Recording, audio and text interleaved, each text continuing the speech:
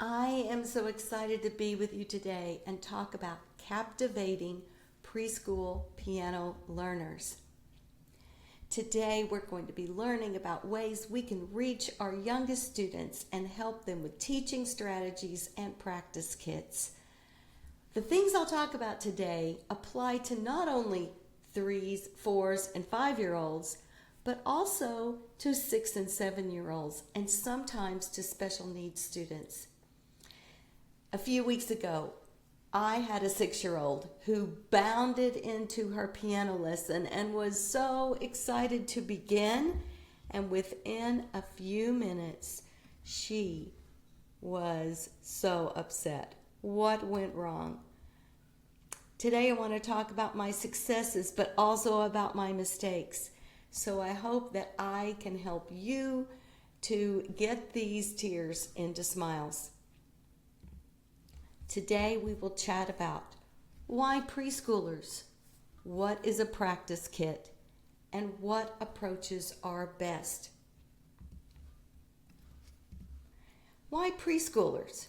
A few years ago, I found myself in a situation where I had changed cities, I had moved, my husband had taken a pay cut, I had taken 100% pay cut over just starting over my whole studio, and I started rethinking teaching preschoolers. I needed to increase my teacher income, and I wanted to schedule preschoolers during the day. But I also thought, what an opportunity to have a greater impact on these children when I can start them at 3 or 4 years old and have them for many years and be their first teacher that introduces them to music. I started realizing there was lots of opportunity. Not only statistically, in the U.S., there are 4.1 million children enrolled in preschools in the year 2021. And I think since then that number has got to have gone up because there were only 50 to 59% of children enrolled during 2021 in a preschool. I feel like that 4.1 million number is low, but it's still such an opportunity. There are so many kids who need the magic of music. And every week I have parents call me or message me and ask me, can you help my child? I see such potential. I see how they react to music and how much they love music. Can you help my child? What are the obstacles in teaching preschoolers? Well, they can't read. They have small hands. They have a short attention span, and they have active bodies. Can we overcome these obstacles? I found that in teaching kids with smaller hands, if I would start with fingers 2 and 3 in piano, that we could use these longer fingers for a while, and then we could add in other fingers. I wanted to avoid the 5-finger position that spreads the hand and causes awkwardness and problems later on. So it started with the long fingers.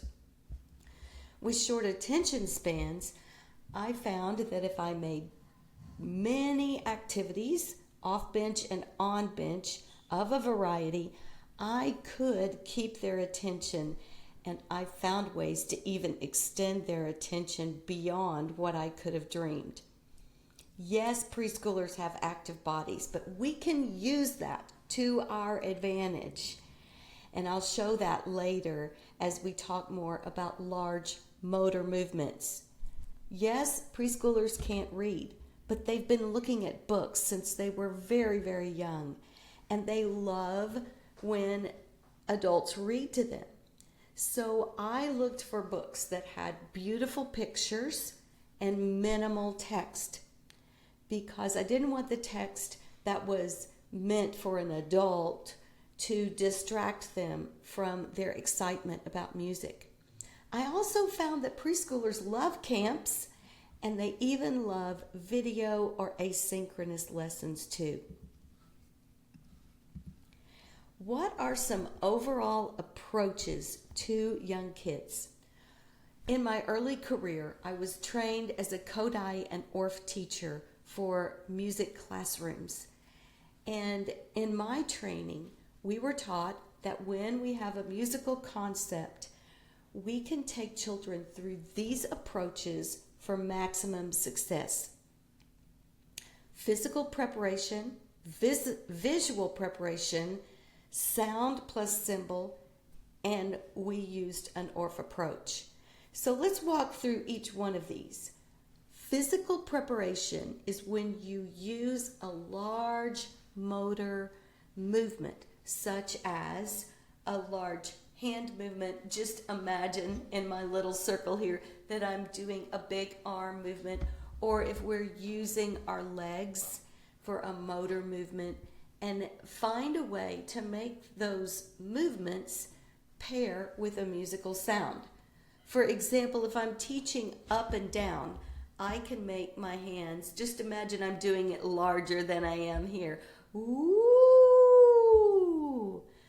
And we can do that large motor movement with a sound that we're making. And we're physically preparing our children to understand up and down. Visual preparation meant that we used maybe some lines or some pictures that gave a visual to what we were going to talk about that day. And then we would introduce the sound plus the musical symbol. This often took place over several lessons as we did this preparation, and we always did it in a playful way. Then we wanted to play an instrument, and so in our case we used Orff instruments, but in a piano studio you can use just the tonic and the fifth, mark those off, or you can use tonic, fifth, upper tonic, and you can do the same thing. So what I advise teachers to do is to think about the most simple way that children can be successful moving their body, and that is vertically. With two hands on our laps, we would tap the beat, beat, beat, beat, beat, and we would get used to that steady beat. Clapping is more difficult, so for a long time, even into second grade, we would use those lap pats. And when children got really good at the lap pats, without getting faster, without getting slower, we would go to a tick-tock movement, left, right, left, right, left, right. And then when they got really adept at that, we would use left, right, cross, rest, left, right, cross, rest. And you can see where this would be really valuable for piano students and even all students as they're exploring using their body away from a piano keyboard. So one way, let's get to this slide, we need to know things kids need to know. And what happened is when I got this list as a kindergarten music teacher, I was incredulous. As a 20-something-year-old, I thought, why do I need to go through these things? They should already know these things. I was wrong. Kids don't know long and short, high and low, up and down, stop and go, loud and soft, fast and slow, same and different, and steady beat. And I added finger numbers to the list as a piano teacher. These are things kids need to know before first grade. And some kids it will be a review, but some kids it will be brand new. Sometimes adults in their lives make things more difficult because they say things like, "Your voice is too low, please speak up." And that doesn't help us when we're talking about high and low in music. What is a teaching framework for preschoolers? There are 3 teaching frameworks that I try to keep in mind. Teacher-led, which just means I'm preparing, I've got the activities, I know what's next, I know what's in sequence, and I'm going to present it. Student-led lets the student have a say in an activity that they want to do. I have an online student in Bermuda. I live in Oklahoma. He is 6 now. I've taught him for 3 years, and he is autistic. And when I have a student-led approach with him, I see great results. I see times when the 30 minutes is over, but I have an agreement with his mother that I can take the lesson a little longer. Sometimes he goes 45 minutes and we've been on the same topic. Sometimes he goes almost an hour because he's interested in what we're doing. I have another student who has special needs and she has dyslexia. If I use a more student-led approach with her, she blossoms. So sometimes I combine teacher-led and student-led, but I feel out the situation to find out what is the best for the child. The last framework would be repeat, repeat, repeat. Even when you are tired of it, even when I'm tired of it, if they ask for it and they want to do it again, let's do it again, because every time they repeat, they're learning something. Here is a sample lesson framework. I wanted to take these ideas and give you an exact lesson of how you could put these frameworks and these ideas into place. So let's say our objective is long and short sounds. Let's do the physical prep first. We could take a piece of sidewalk chalk, go outside and draw a long line and say long, and then we can draw a short line and say short. We can make patterns. We can do the same thing with washi tape or painter's tape. If we can't go outside, we could take big pieces of butcher paper that you buy on Amazon, tape them to the wall, tape them to the floor where we can step on them.